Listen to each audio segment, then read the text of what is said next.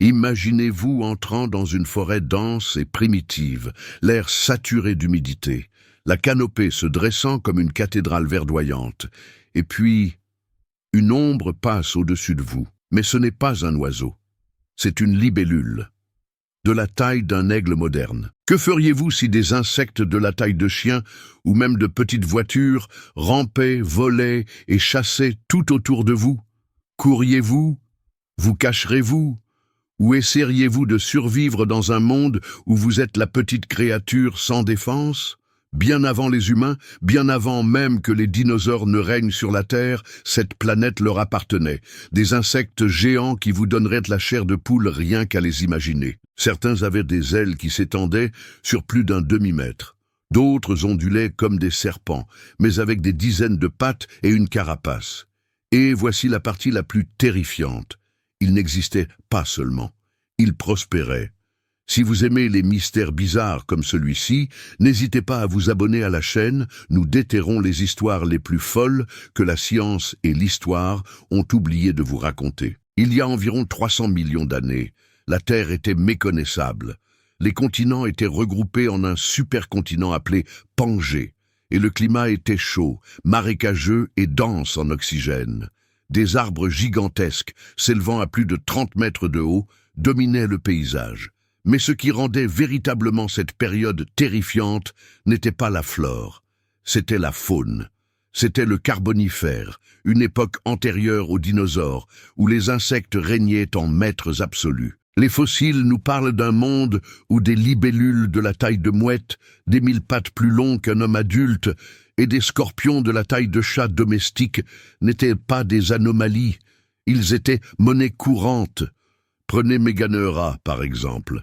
Cette libellule géante avait une envergure de près de 70 cm.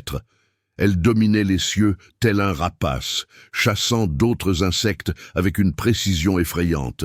Puis il y avait Arthropleura, une créature qui ressemblait à un 1000 pattes massif, s'étendant sur plus de 2 mètres de long et blindé comme un char d'assaut. Il se faufilait dans le sous-bois comme un cauchemar silencieux. Mais pourquoi ces créatures étaient-elles si massives ?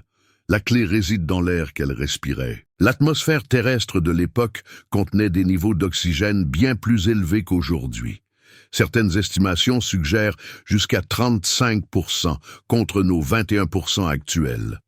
Cette abondance d'oxygène a permis à ces créatures de devenir bien plus grandes que tout ce que nous voyons aujourd'hui, car leur système respiratoire était beaucoup plus efficace dans cet environnement. Sans grands vertébrés pour les défier, les insectes n'avaient pas de prédateurs naturels. Ils étaient au sommet de la chaîne alimentaire, les superprédateurs, les seigneurs du monde primitif. Dans ces anciens marais, les règles étaient différentes. Chaque bruissement de feuilles pouvait cacher un prédateur plus grand que votre tête. Chaque pas en avant pouvait déranger un 1000 pattes géant sous les racines. Et les cieux, ils n'offraient aucune échappatoire sûre. Là aussi, les géants régnaient. Ce n'était pas de la science-fiction, c'était la Terre, et elle leur appartenait. Il est facile de considérer les insectes comme des acteurs mineurs dans l'histoire de la vie. Mais pendant le Carbonifère, ils n'étaient pas seulement une partie de l'écosystème. Ils étaient l'écosystème. L'ascension des géants analysons. Pourquoi ces insectes ont atteint des tailles aussi inimaginables? Premièrement, il y a le facteur oxygène. Les insectes ne respirent pas par des poumons comme les mammifères. Ils dépendent d'un système de minuscules tubes, appelés trachées, qui acheminent l'oxygène directement à leurs tissus. Ce système fonctionne bien pour les petites créatures, mais pour les plus grandes, il devient inefficace, à moins qu'il n'y ait plus d'oxygène dans l'air.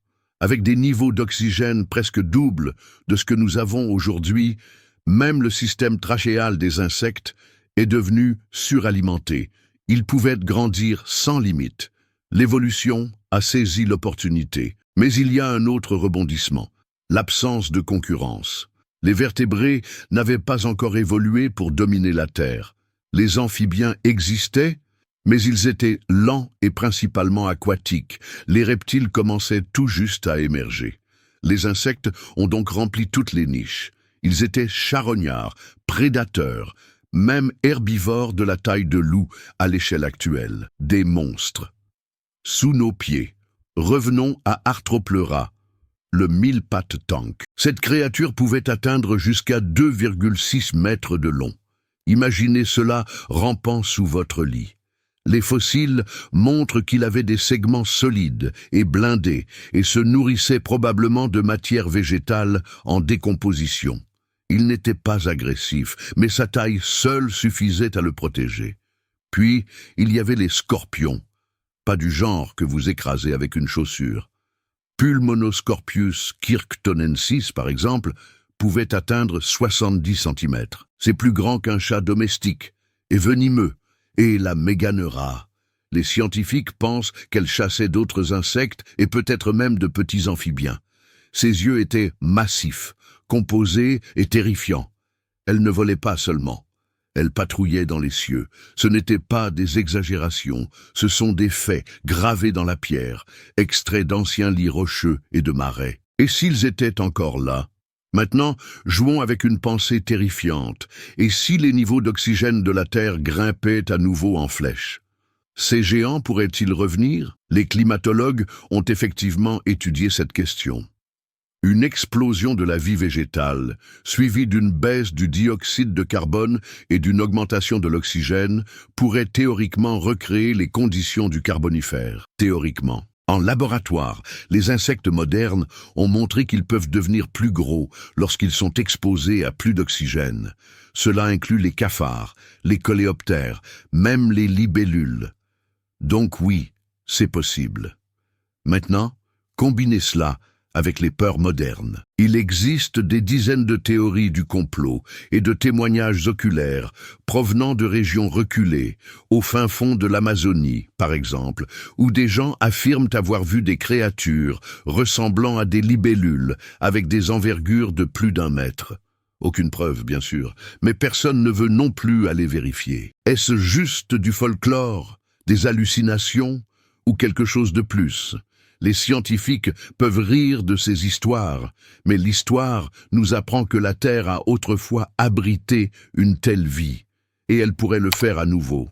La nature a l'habitude de se répéter, surtout lorsqu'elle est poussée dans ses retranchements. D'ailleurs, si ce genre d'histoire vous captive autant que nous, donnez un j'aime à la vidéo et laissez un commentaire ci-dessous. Lequel de ces monstres préhistoriques vous a donné le plus de frissons jusqu'à présent? Alors, que s'est-il passé? Si la Terre était un tel paradis pour ces créatures massives, pourquoi ne les voyons-nous plus? La réponse est inscrite dans l'air même qui nous entoure.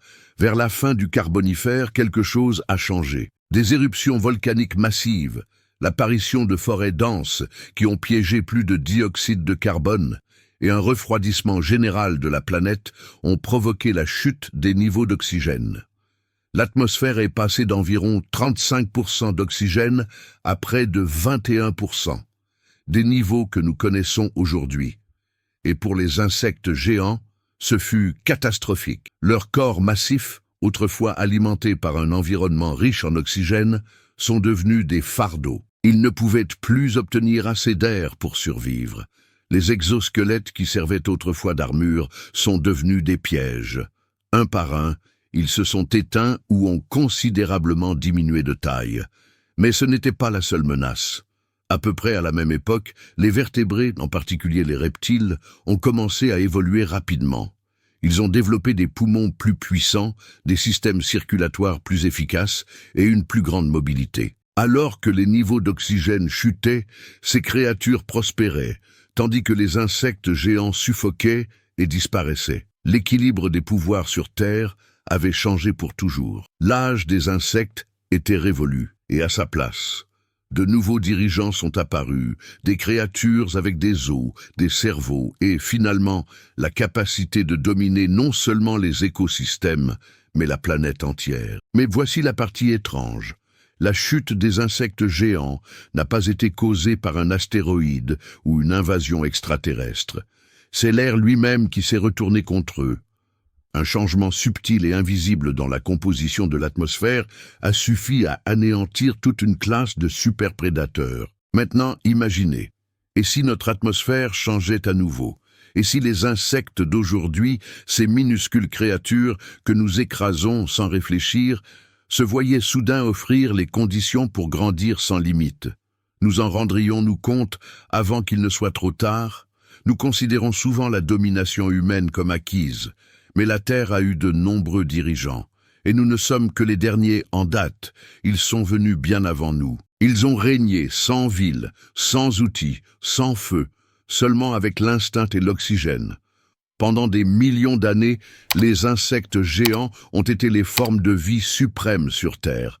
Et puis, ils ont disparu. Mais pas à cause d'une guerre, pas à cause de prédateurs, parce que la planète a simplement changé d'avis. Cela rend humble, n'est-ce pas?